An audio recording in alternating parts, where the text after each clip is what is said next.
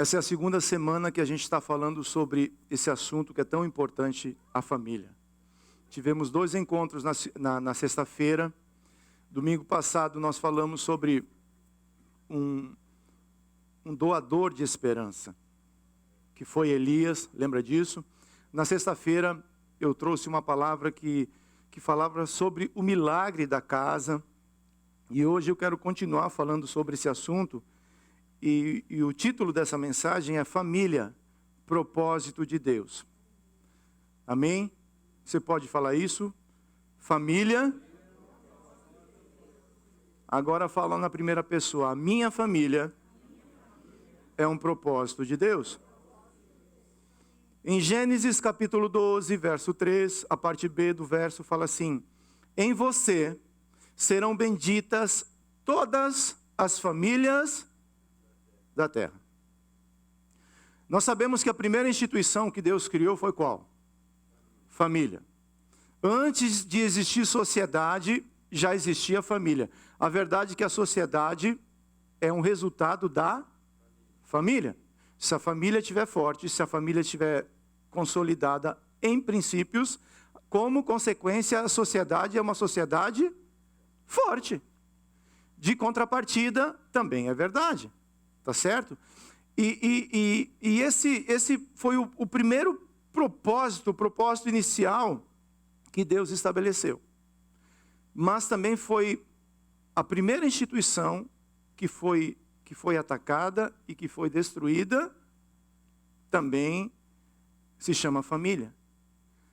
Mas graças a Deus, que em Cristo está sendo feito novas todas as coisas.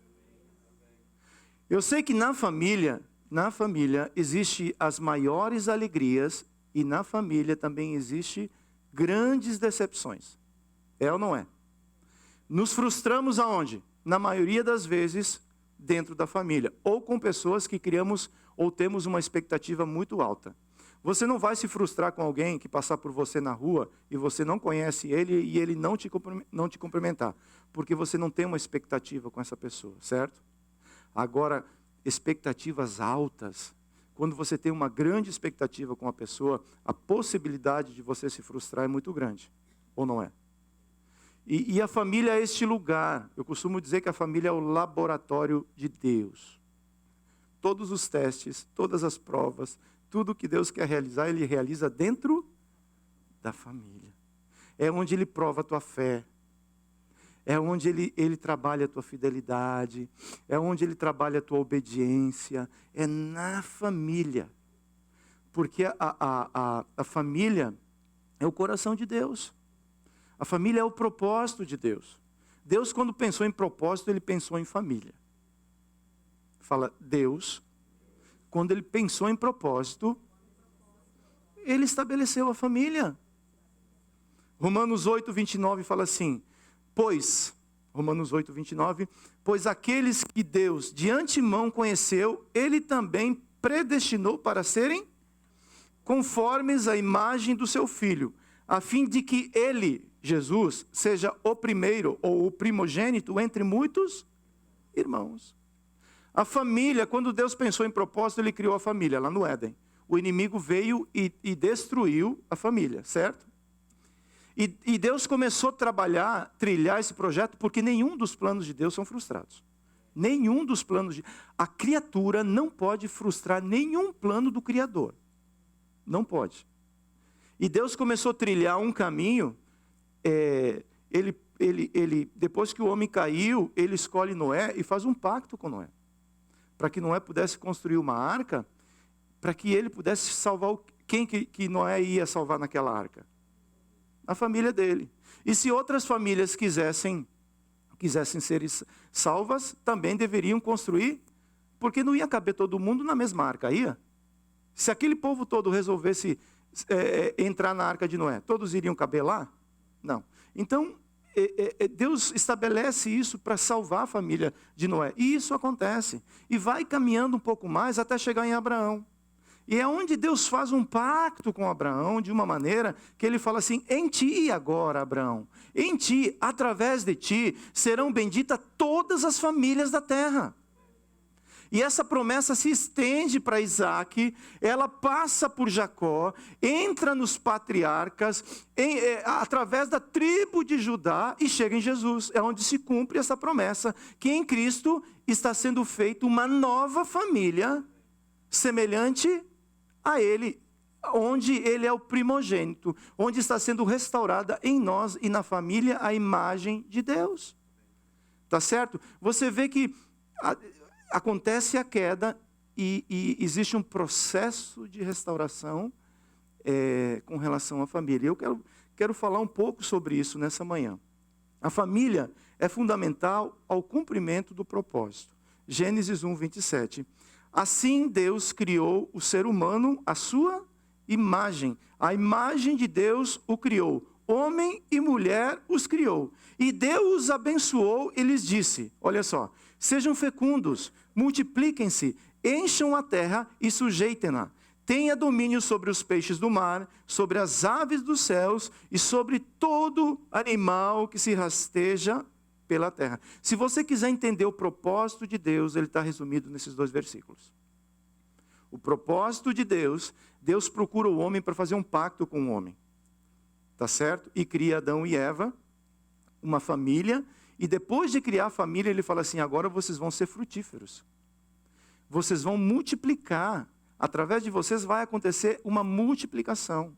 E essa multiplicação vai se espalhar pela terra. E vocês vão governar a terra através de mim. Tá certo?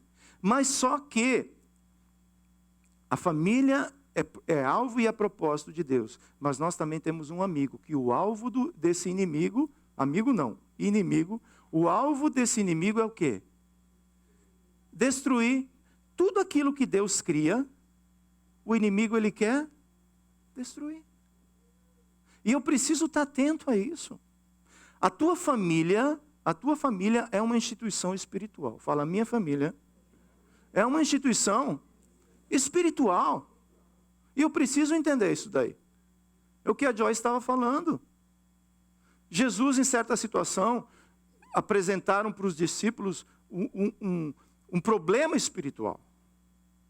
Que era liberar uma pessoa que estava opressa. Por quê? Por causa do pecado. O pecado, ele prende. O pecado, ele mata, rouba e destrói. Tá certo?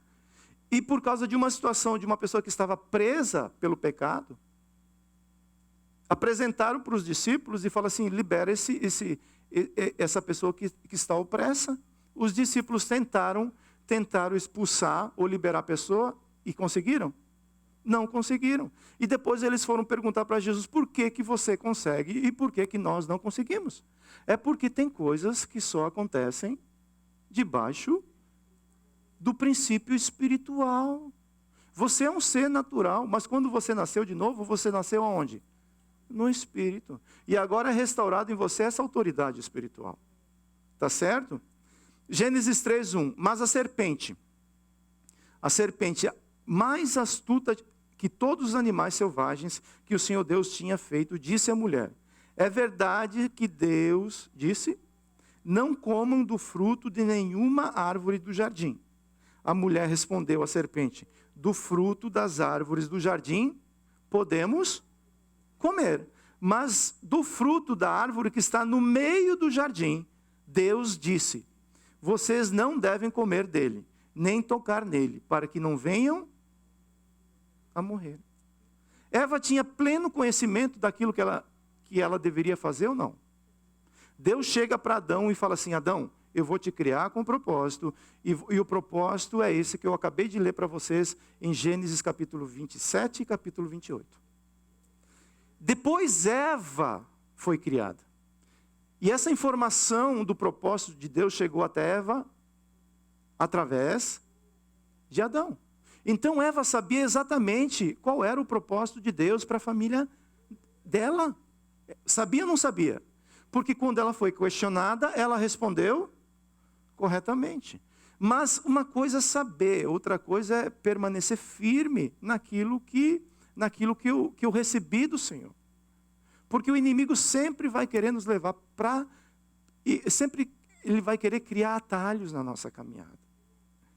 E Eva respondeu, não, nós podemos comer de todos os frutos que Deus proveu para nós. Mas existem duas árvores que estão no centro do jardim. A árvore do conhecimento do bem e do mal e a árvore da vida.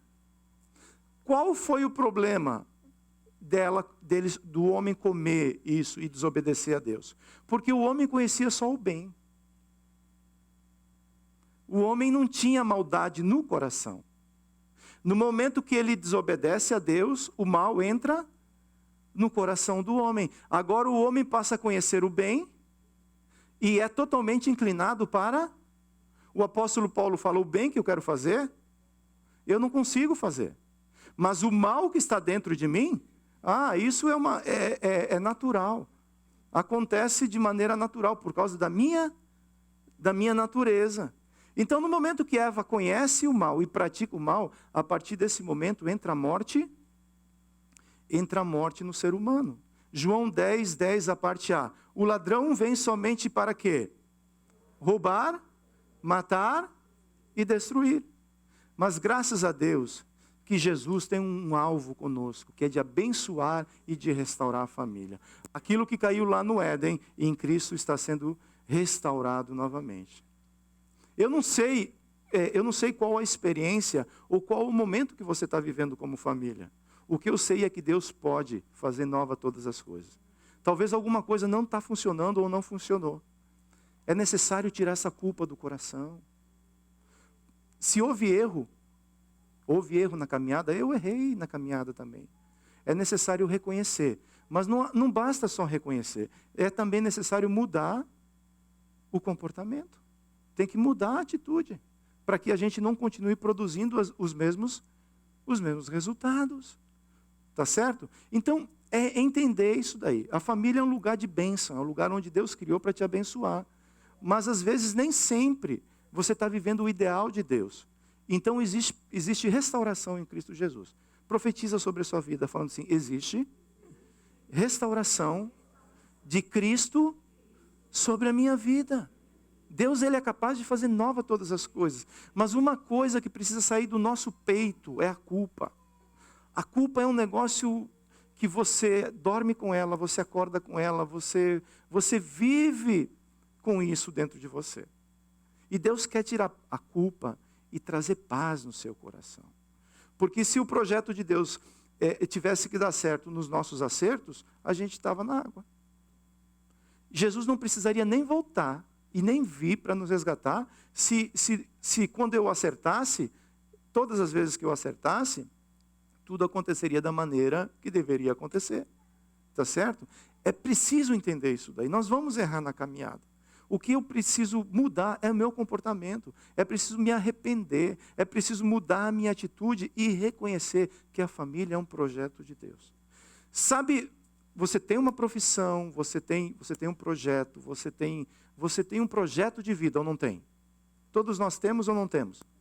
A família deve ser o teu primeiro projeto.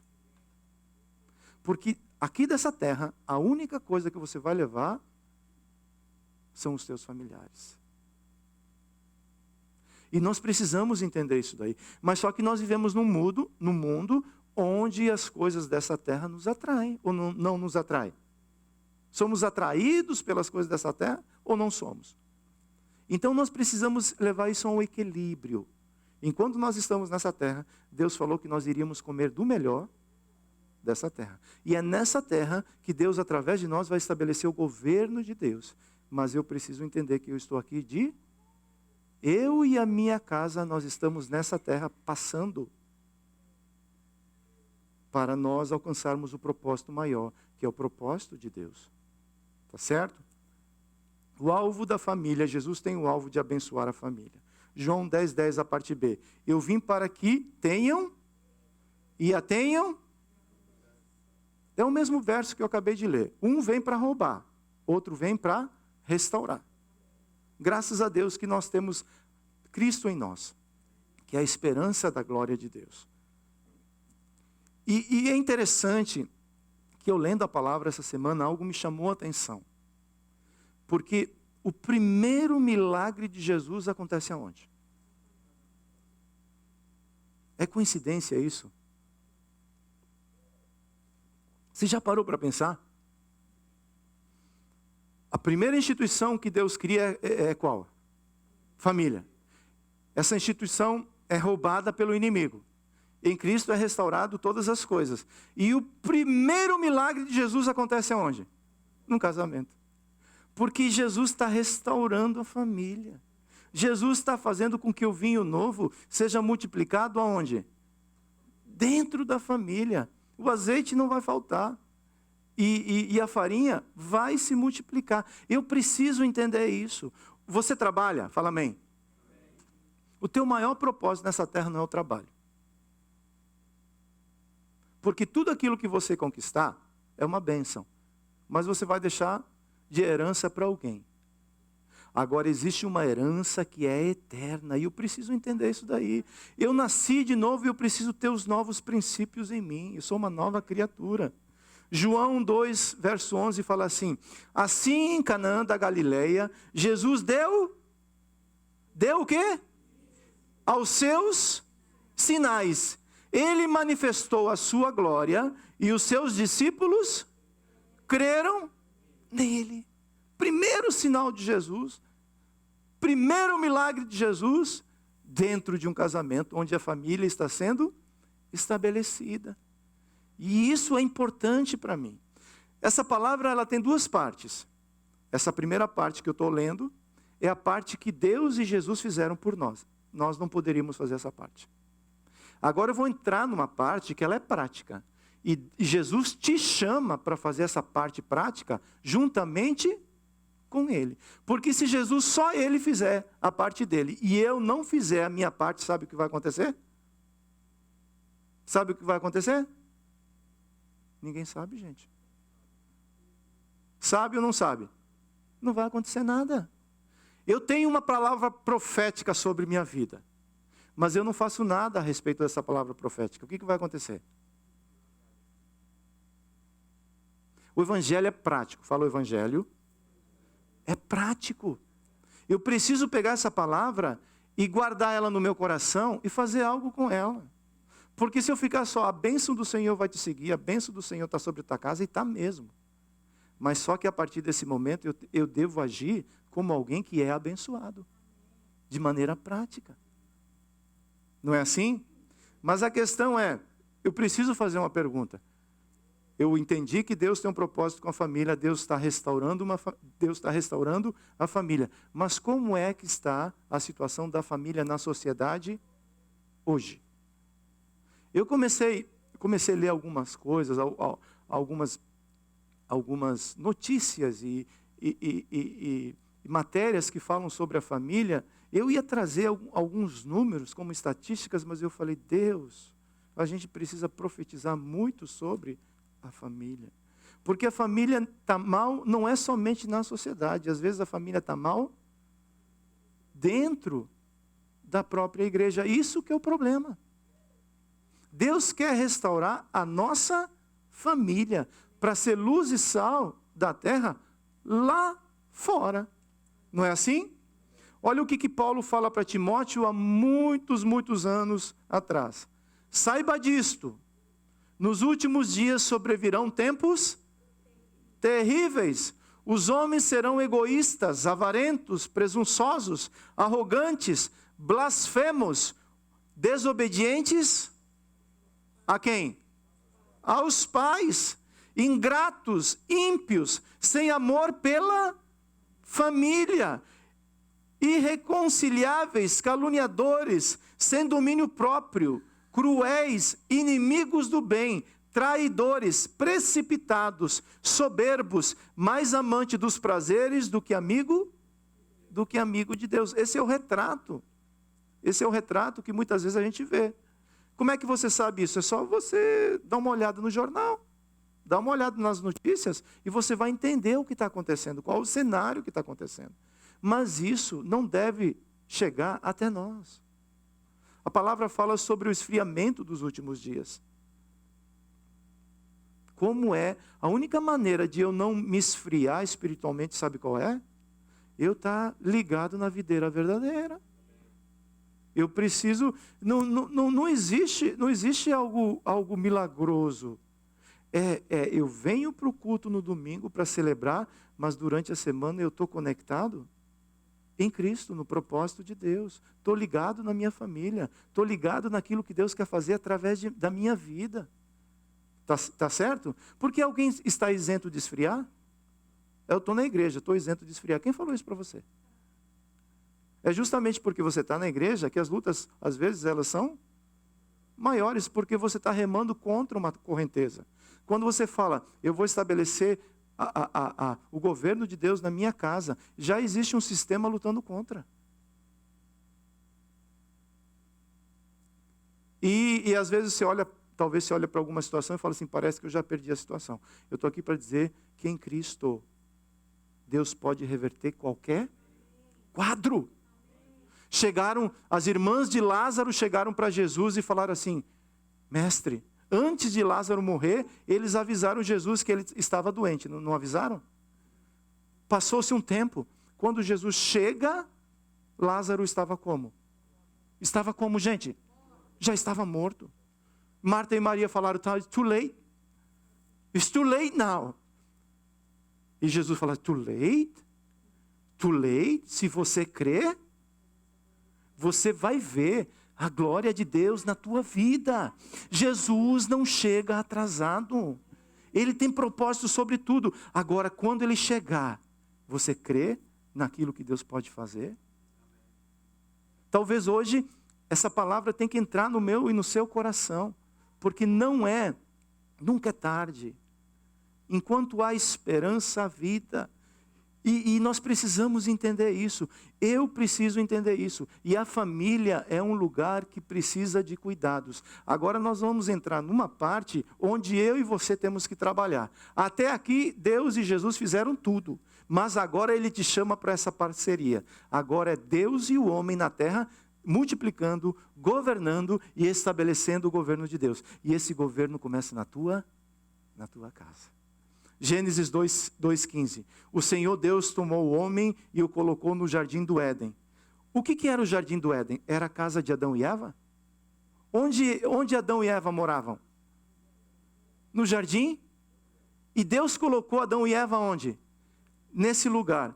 Para cultivar e para guardar. Cultivar significa trabalhar, cuidar da terra, servir naquela terra. Eu quero dizer que a família tem trabalho, sabe? Na família existe trabalho prático e existe trabalho espiritual. Eu não estou fazendo nada. Sabe qual é o resultado que a gente vai ter se nós não fizermos nada? Nenhum.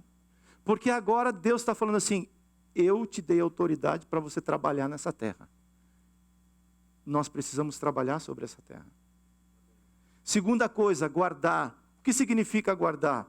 É vigiar, observar, prestar atenção, manter a vigilância e custódia. Ou seja, a família está debaixo agora da sua responsabilidade e da sua proteção. A família de Adão estava debaixo da custódia de Adão. A minha família também está debaixo da minha custódia. Você já pensou a respeito desse aspecto? Se quando Eva chegasse para Adão e falasse assim, eu comi desse fruto, come também, bobo. E se Adão fosse alguém que estivesse vigilante, fosse alguém que estivesse guardando, fosse alguém que estivesse ligado naquilo que estava acontecendo, qual seria a atitude de Adão? Eva, eu te falei que nós não poderíamos comer desse fruto. Eu não vou comer. Vamos falar com o papai. Será que o cenário iria mudar? Então nós precisamos entender isso daí. A família precisa de trabalho e a família precisa de vigilância, de muito cuidado. Gênesis 4:8. Então Caim disse a seu irmão Abel, vamos ao campo. E enquanto estavam no campo, Caim se levantou contra o seu irmão Abel e o matou. E o Senhor perguntou a Caim, onde está Abel, teu irmão? Ele respondeu, não sei, por acaso sou o quê? guarda do meu irmão. Ou seja, Caim não tinha preocupação nenhuma com relação à própria família dele. O próprio irmão dele, ele falou assim, por acaso eu tenho que vigiar, tenho que cuidar do meu irmão? Você vê que quando eu perco o cuidado, o coração esfria. O problema do Juan é o problema do Juan. O problema da Rose é o problema da Rose. Eu perco o sentido de família. Eu perco o amor de família e passo a agir como 1 Timóteo capítulo 3. O ego no centro. Egoísmo. A luta do meu irmão é a luta do meu irmão.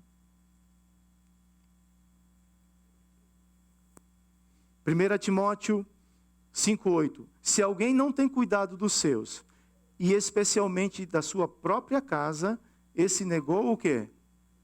E é pior do que um descrente. Então eu falo que eu sou de Jesus. Aleluia, glória a Deus, paz na terra. Mas essa fé que eu tenho, ela precisa ser prática. Essa fé, ela começa a atuar onde? Dentro de casa. Mas eu ainda não sei exatamente como fazer. É por isso que nós estamos aqui. Nós não sabemos tudo, mas podemos nos orientar. A família precisa de cuidados. Daqui a um pouquinho a gente vai falar sobre os filhos. Os filhos precisam de cuidados. A esposa precisa de cuidados. Se deixar à vontade, o filho que é entregue à sua própria vontade, ele se torna o quê? Ele se torna a vergonha dos pais. Fala, isso não vai acontecer na minha vida. Mas é necessário ser prático. É necessário entender essas coisas. Tá certo? A família deve ser um ambiente onde todos cuidam de todos. É assim em casa, não? É ou não é? Ou o rei chega e fala assim, o rei chegou. Não, o rei é o que serve. O rei é o primeiro que serve. Fala, onde é que você tirou isso? Olha, é só ler um pouco a Bíblia que o teu rei Jesus, ele fala, eu não vim para ser servido, mas eu vim para servir a família que eu estou criando. É necessário servir a esposa. É necessário servir os filhos. É necessário. Ah, mas o meu pai. Deixa eu tomar água.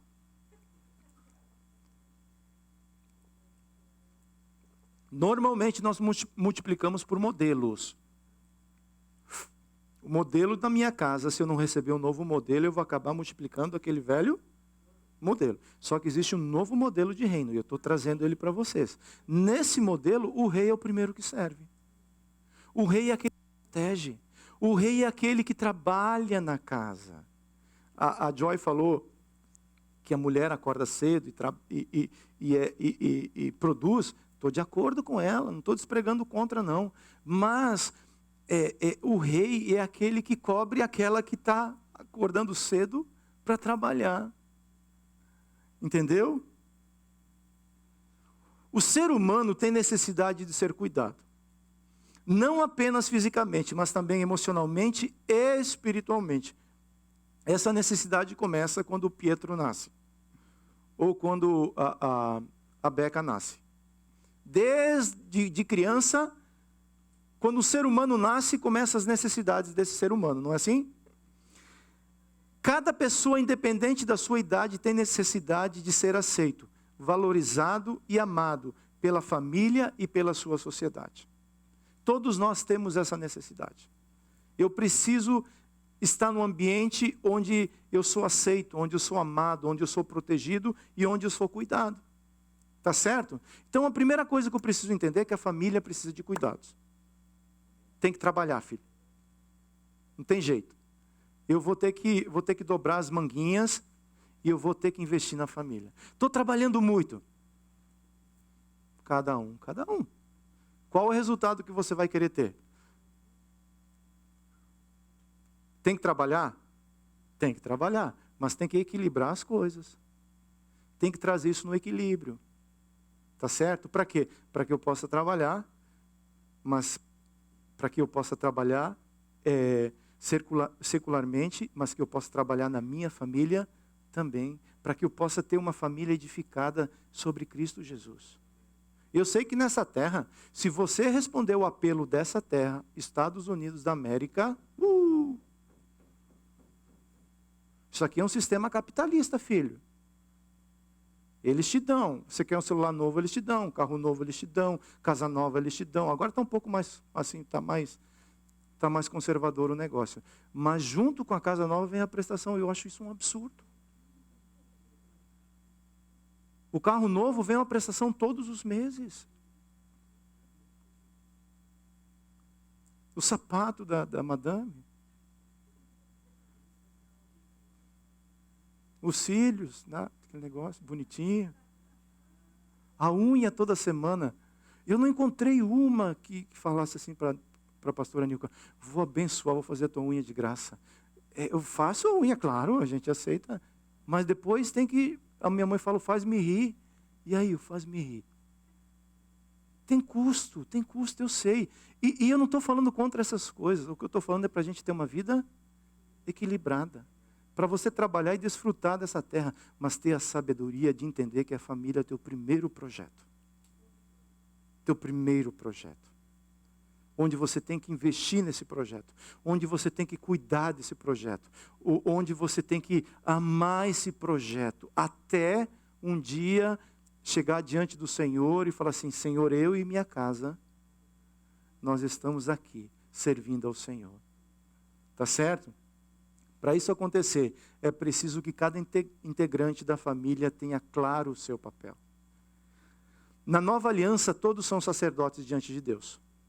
Nós cantamos aqui que a bênção do Senhor te acompanhe por diante, por detrás, que o teu rosto resplandeça. O que é essa canção? Nada mais é praticamente Êxodo capítulo 19, que é a bênção sacerdotal. É a bênção que o sacerdote dava sobre a família dele. Era a bênção que o sacerdote dava sobre a nação de Israel. Então, lá no Velho Testamento, Deus chama os sacerdotes para abençoar Israel. Hoje, o Israel de Deus é a igreja. Nós somos chamados para abençoar a família, para abençoar a nação, para abençoar os nossos relacionamentos. Agora nós fazemos parte do Israel de Deus. A igreja é o Israel de Deus dessa geração. Tá certo? A igreja foi escolhida para fazer esse papel. Você é a primeira igreja que Deus está estabelecendo. A tua casa é a primeira igreja que Deus está estabelecendo. Eu vou para a igreja, glória a Deus que você vem para a igreja, mas a igreja está na tua casa. É lá onde você precisa trabalhar esses princípios. É lá onde o papel de cada um funciona ou não funciona. Porque na igreja fica fácil, não fica? Você chega, toma um café, entrega os filhos lá para os pequenos discípulos, você adora, fala glória a Deus, gosta ou não gosta da palavra, e volta para casa. Mas é lá na casa, é dentro de casa que as coisas são práticas. Se os papéis estão invertidos, o resultado vai ser invertido. E quando Adão, ele permite que o propósito de Deus ficasse invertido na vida dele, ele se tornou uma pessoa omissa, ao invés de falar assim: eu sou Zacar, eu sou aquele que guarda a visão. Eu sou aquele que estou aliançado com o meu Deus. E eu vou te lembrar, não era para você ter tocado nessa fruta. Não era para você ter feito isso. É preciso que se levante as pessoas cumprindo o seu papel dentro da casa. 1 Pedro 2,9. Vocês, porém, são o quê? A geração eleita, sacerdócio real, nação santa, povo de propriedade exclusiva de Deus, a fim de proclamar as virtudes daquele que os chamou das trevas para a sua maravilhosa. A casa é a extensão da igreja, a igreja é a extensão da casa. Por isso, esse exercício sacerdotal deve se estender a cada integrante da família. Na sua casa, você precisa ler e você precisa orar. E na sua casa os teus filhos precisam ler, e na sua casa os teus filhos precisam orar. Na sua casa a madame precisa ler, e na sua casa ela precisa orar, porque todos exercem um papel sacerdotal diante de Deus. O véu foi rasgado de cima a baixo. Agora todos nós temos acesso à presença do Deus Altíssimo. É necessário entender esse papel.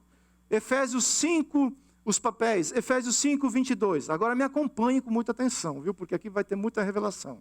Esposas, fala amém. Que cada uma de vocês se sujeite ao seu próprio, como ao Senhor. Porque o marido é o cabeça da esposa, como também Cristo é o cabeça da igreja, sendo ele próprio o Salvador do corpo. Verso 24. Como, porém, a igreja está sujeita a Cristo, assim também a esposa se sujeite em tudo ao seu próprio marido. Isso daqui é algo que muitas vezes, quando eu não tenho entendimento de reino, algumas vezes alguém chegou para mim e falou assim, você não acha que isso é manipulação? A esposa ter que se sujeitar ao marido? É porque eu preciso entender o papel da família, eu preciso entender o propósito da família. A família patriarcal, o homem, ele era aquele que governava, ele era aquele que saía para trabalhar, ele era aquele que trazia o sustento, ele era o sacerdote da casa, certo? A esposa tinha 10 filhos, o que ele ia fazer? Ela ficava em casa cuidando dos filhos, ficava em casa provendo as necessidades da casa, não é assim? Mas só que esse processo caminhou. Chegou um momento que, para prover a necessidade da casa, a mulher falou assim, eu vou ter que fazer tenda também. Não é assim? E aí o homem faz tenda, a mulher faz tenda. E só que aqueles que nasceram na tendinha fazem o que com eles? Os filhos, já quem cuida deles é o daycare, o mama care, who cares? Eu só preciso que os meninos estejam care. Aí eu dou um iPad, quer o filho. Um telefone, quer o meu filho. Porque eu estou ocupado com as coisas dessa vida. E eu não estou falando nada contra a mulher trabalhar. Se for necessário, é a sua realidade. Mas o que eu estou falando é que, além do trabalho, mais importante que o trabalho é a sua família. São os seus filhos. Verso 25, agora sim, agora vai ficar legal. Maridos.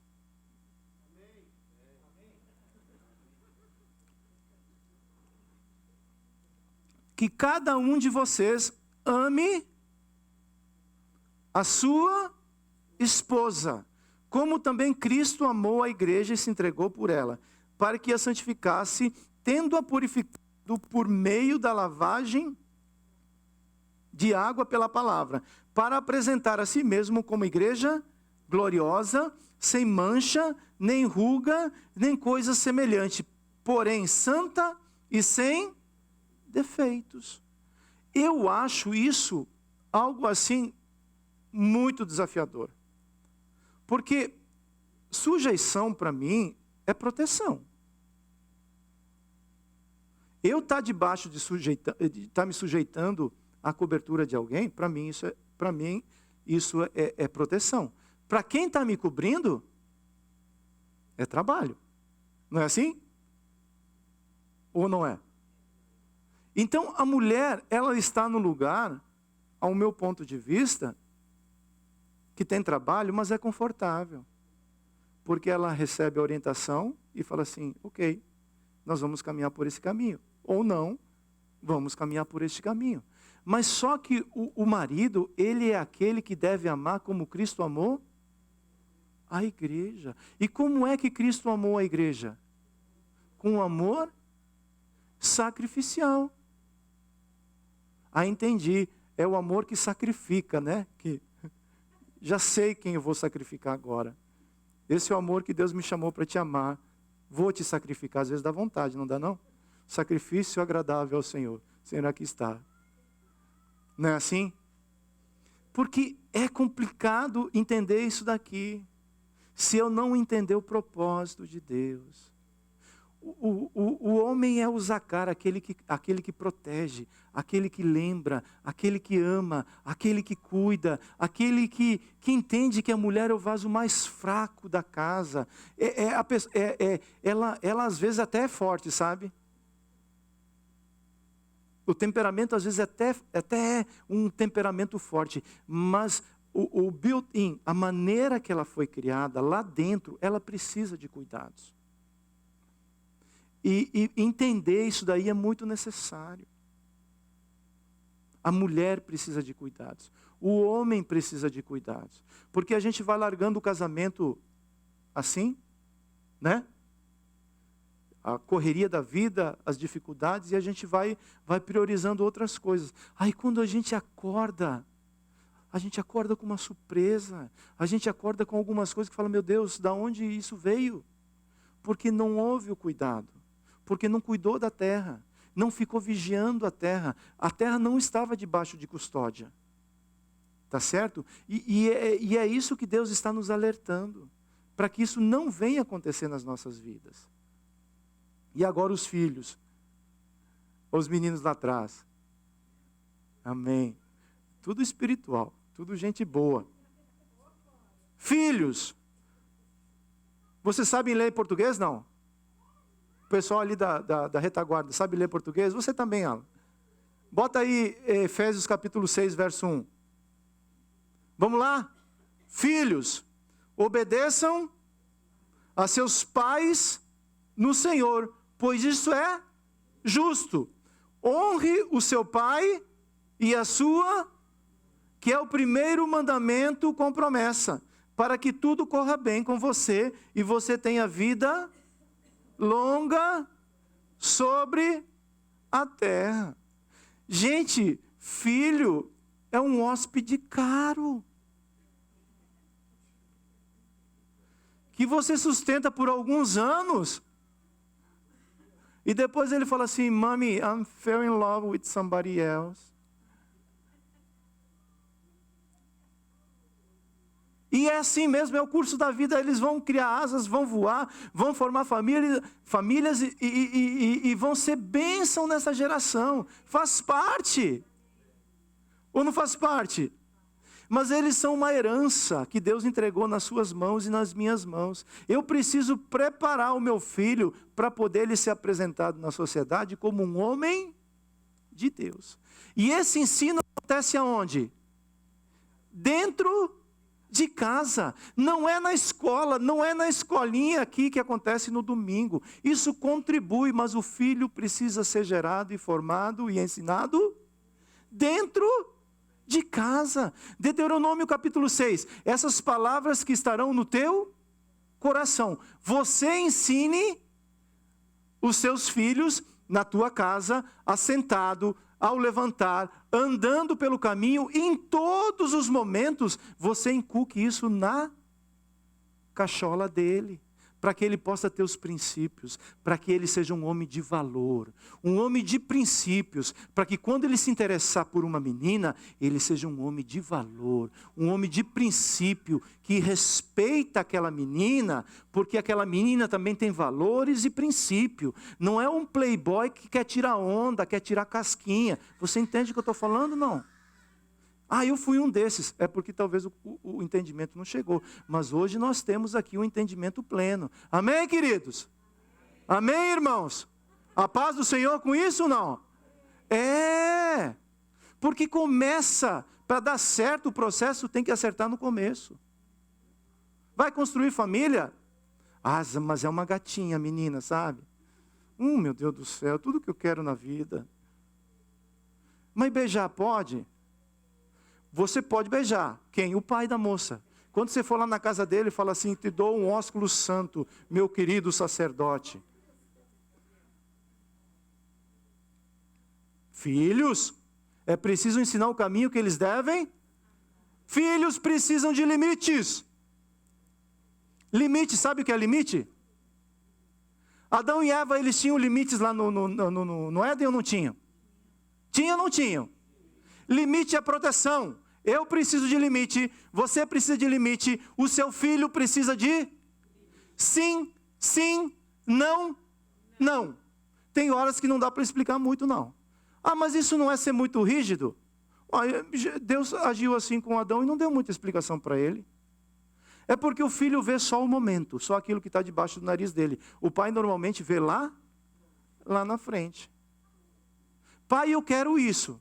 Eu estou falando que filho é um hóspede caro. Tem estações que o teu filho pode ter, e talvez na estação que ele está hoje, ainda ele não pode ter. You gotta live with it. Entendeu ou não? Você pega um telefone e dá um telefone nas mãos do menino. Nada contra. Nada contra. Mas isso tem limites? Ou não tem limites? Tem que ter limites, porque ele não sabe lidar com aquilo que está nas mãos dele. It's too much power. Porque com aquele telefone ele se conecta com o mundo. Com aquilo que é bom e com aquilo que não é bom. E a gente só escuta o estouro depois. Pastor de Deus.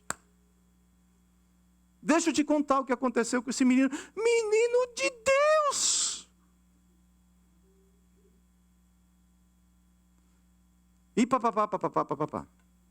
Precisa colocar limite nos filhos. A gente chega numa casa para jantar ou para almoçar. É posta a mesa. Os pais têm que sentar no chão com bico de papagaio, dor nas costas. E os filhos, todo mundo sentado aonde? Na mesa. E o velho fulaneto numa situação como essa? Bacana. Levanta daí, filho. Olha para os tios e pede para os tios todos sentarem. E depois sobrar cadeira, você senta. Caso contrário, pega a almofada e senta no chão. Tem que ensinar isso daí. Vai orar. Vai comer. O troglodita é um triturador, né? Botou a comida na frente dele. Pera, filho, vamos orar. Vamos orar, pai. Você ora. Já comecei a comer. Problema é teu. Hora de boca cheia para aprender. É preciso ensinar essas coisas para os nossos filhos, gente. Para eles, quando chegarem lá fora, eles possam ser referência para as outras pessoas. Daniel, quando você fala de Daniel, você olha para a vida de Daniel e fala assim, que profeta de Deus. Mas Daniel, quando ele foi levado para a Babilônia, ele não tinha referência de pai e mãe lá na Babilônia. Essa referência de se consagrar, de não se contaminar, de viver uma vida íntegra, ele aprendeu aonde? Em casa. Esse é um princípio que nós precisamos entender. Os filhos são chamados para obedecer, honrar e respeitar seus pais. Sabemos que esse é o comportamento ideal que todos os pais esperam dos seus filhos. Sim ou não?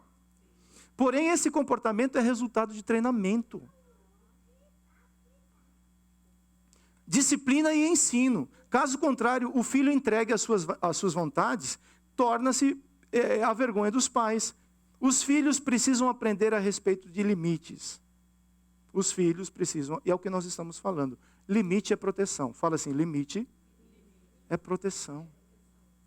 Terceiro lugar, é necessário lutar pela família. 1 Pedro 5,8. Sejam sóbrios e quê?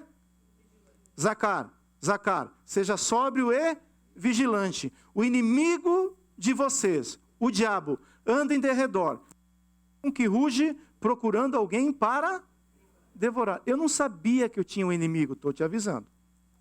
Estou falando para você e para mim. Existe.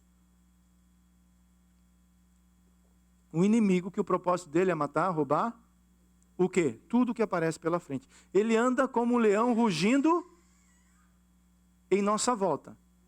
Quem estiver desatento, ele rouba. Quando falamos em luta, quando nós falamos em luta espiritual, parece que isso é coisa para quem faz parte de um ministério, né? Batalha espiritual. Não é assim?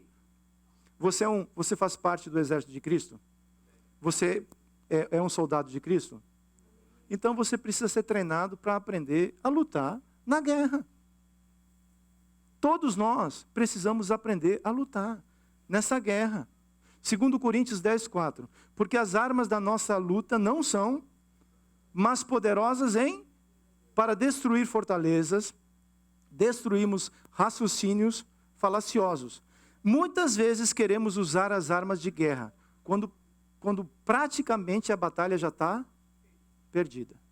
Quando acontece isso com o menino, ou quando acontece aquilo com o menino, a gente fala, ele já não quer mais.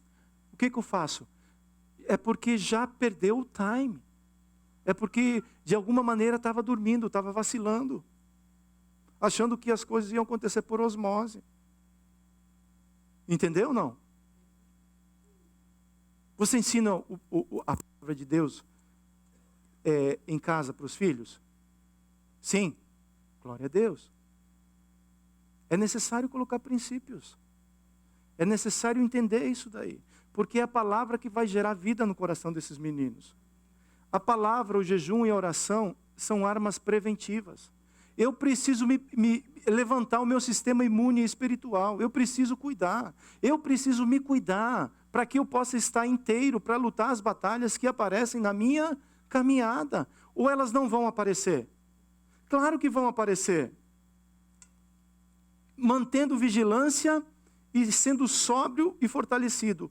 Ou, às vezes até lutamos, mas lutamos com as armas que são carnais, que são humanas. Tem resultado nisso daí? Não tem. Alguém já ouviu falar sobre a armadura de Deus? Que está lá em Efésios capítulo 6. Parece que isso é um negócio de decoração, né? Colocar a armadura de Deus. Eu lembro que logo no começo da minha conversão, eu tinha 3 amigos que caminhavam perto de mim. 2 deles, quando eu me converti, eles aceitaram o Senhor rapidamente, porque está dando certo com esse cara, eu acho que Deus existe, né? E um desses amigos meu, ele morava embaixo de um centro de macumba no Brasil. Em cima da casa dele tinha um centro de macumba, e embaixo ele morava. Rapaz, ele falava assim, cara, eu não consigo dormir à noite, é barulho a noite toda, é um negócio de gato miando, mata gato, não sei o que acontece, mas eu não consigo descansar. Aí eu comecei a orar pela vida dele, e um dia, orando pela vida dele, eu não tinha muito conhecimento da palavra, eu caí em Efésios capítulo 6, e comecei a ler esse negócio, eu achei bonito, armadura de Deus, eu falei, tem que orar, tem que estar vigilante, se revestir do capacete, da couraça, do cinturão, calçar o evangelho da paz, o escudo da fé e a espada do Espírito Santo. Vou levar isso para o Conan, o nome dele era Conan. Vou levar isso para o Conan, eu acho que vai servir para alguma coisa. Eu falei, Conan, usa essa armadura, Deus vai fazer alguma coisa com esse negócio. Rapaz, esse menino, aí a gente fez uma oração lá daquele jeito, né, novo convertido, e no outro dia de manhã ele falou assim, Marciano, você não vai acreditar. Sabe aquela zoeira toda? Não aconteceu nada mais essa noite. E a gente falou assim, os anjos acampam aqui, aquele negócio, né, acampa os anjos aqui, lá, acolá. E eu acho que Deus respondeu a oração. Você é um guerreiro de Cristo. Você é um guerreiro de Cristo. O soldado, ele não vai para a guerra se ele não estiver revestido e armado. Só que a guerra são todos os dias. Em todos os momentos existe a guerra. E as armas que são poderosas, elas estão em Cristo Jesus.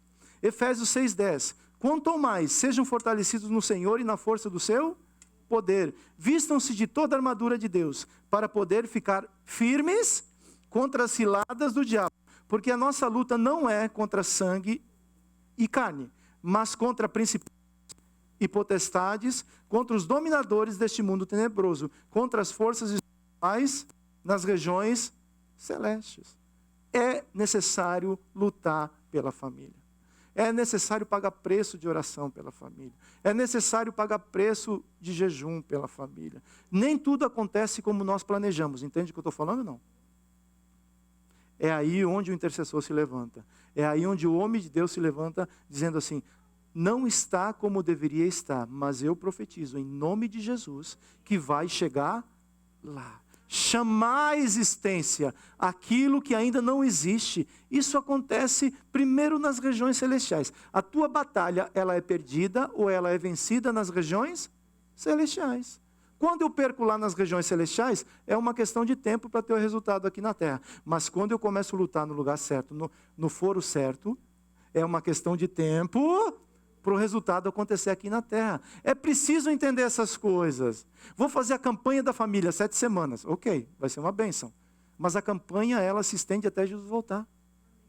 É constante essa campanha. Entendeu? Amém? E por último, o Senhor é o fundamento da família. Salmo 127, 1. Se o Senhor não edificar a casa, em vão trabalham os que a edificam. Se o Senhor não guardar a cidade, em vão vigia a sentinela. Será inútil levantar de madrugada, dormir tarde, comer o pão que conseguiram com tanto esforço. Aos seus amados, ele dá enquanto dormem. O Senhor é o arquiteto da família e nos chama para fazermos parte dessa construção. Nós trabalhamos e cuidamos. O Senhor edifica e abençoa. Olha aqui outro tema de letra maravilhoso para escrever louvor, viu? Nós trabalhamos e cuidamos. O Senhor edifica. Vamos lá? Nós trabalhamos e o Senhor edifica e abençoa. Ninguém pegou. Vamos lá de novo. Nós trabalhamos e não. Trabalhamos e cuidamos. O nosso papel é trabalhar e cuidar. Deus edifica e abençoa. E você vai escrever um louvor em nome de Jesus com esse título. Por isso, quando a casa é construída, com a fundação e material corretos, o arquiteto desse projeto garante a durabilidade durante as tempestades da vida. Pois o homem prudente só constrói a sua casa se tiver a certeza que está sobre a rocha. O pessoal do louvor, ninguém fala amém, parece que eu fico sozinho. Toda semana, pela misericórdia do Senhor, o Senhor nos presenteia com uma composição da palavra. Ou você acha que isso é coisa minha, capacidade minha? Toda semana o Espírito Santo vai falando, anota isso, anota aquilo, anota aquele outro. Cabeção, você não entendeu, anota de novo. Tá? Até fazer sentido isso no teu coração. E agora, compor é difícil, não? Eu profetizo que Deus vai dar capacidade aos músicos para compor música da sua própria autoria. Amém? Amém. Glória a Deus. Agora deu uma melhorada. Mateus 7, 24. Todo aquele, pois, que ouve essas minhas palavras e as pratica, será comparado a um homem prudente, que construía sua casa onde? Sobre a rocha. Caiu a chuva, transbordaram os rios, sopraram os ventos e o quê? Bateram com força contra aquela casa. Ela não, por quê? Tinha sido construída sobre a rocha. A casa que é construída sobre a rocha passa por vento, passa por tempestade, passa pelas lutas, mas subsiste, sabe por quê? Porque tem a mão do Todo-Poderoso falando assim, vai subsistir, vai vencer, vai caminhar. Conclusão, mais do que nunca, Deus quer levantar as nossas famílias para serem um lugar de paz, harmonia, provisão e amor. Pois é a sua família que Deus deseja abençoar. Fala assim, é a minha família que Deus deseja abençoar. Coloque-se de pé, por favor. Vamos ler o Salmo 128 juntos. Pode liberar as crianças, vocês vão estar recebendo os meninos. A Jonas ainda não sobe, não. A partir desse momento, nós vamos estar lendo o Salmo 128. E se você receber seu filho, pega ele, fica ele com você. E nós iremos, como família, orar uns pelos outros. Abençoar a vida dos nossos filhos. Se porventura você precisa profetizar sobre alguma situação específica, faça isso. Faça isso, declare, abençoe a sua família. Porque a bênção de Deus está sobre a família. É você chamar à existência uma promessa que Deus falou assim, vai se cumprir sobre você. Amém? Salmo 128, a partir do verso 1, fala assim, bem-aventurado aquele ou o homem que teme e anda nos seus caminhos. Você comerá do fruto do seu trabalho, será feliz e tudo irá bem com você. Sua esposa no interior da sua casa será como uma videira frutífera. Seus filhos serão como rebentos da oliveira ao redor da sua mesa. Eis como será abençoado o homem que teme o Senhor. Que o Senhor o abençoe desde Sião, para que você veja a prosperidade de Jerusalém durante todos os dias da sua vida, e veja os filhos dos seus filhos. Paz seja sobre Israel. Que promessa linda, não é não? Que promessa maravilhosa. A bênção começa sobre o homem. É sobre o homem que Deus abençoa, e essa bênção se estende à esposa e aos filhos. É necessário que nós venhamos entender isso daí, que isso venha entrar no nosso coração. Deus te criou, homem de Deus, com um propósito. Deus me criou com um propósito para me abençoar, e que essa bênção depois de mim se estenda até toda a minha família. E é uma bênção que vai até 1000 gerações. Começou em Abraão, passou por Jesus, chegou até nós, e agora nós somos abençoadores nessa geração. Amém? Você entende isso? A mulher é a videira que está em volta da casa. Isso tem um significado muito grande para o judeu. Os filhos são rebentos da oliveira. Uma oliveira demora 40 anos para crescer e começar a produzir. Mas depois que ela cresce e começa a produzir, ela dura décadas, fortalecida e produzindo, independente da condição climática. Deus está falando assim: os teus filhos serão dessa maneira. A sua esposa será frutífera, terá sabedoria, terá o fruto da sabedoria sobre a vida dela, para edificar a casa dela, para abençoar os filhos, para proteger a casa, para abençoar a sua vida e para cuidar de você.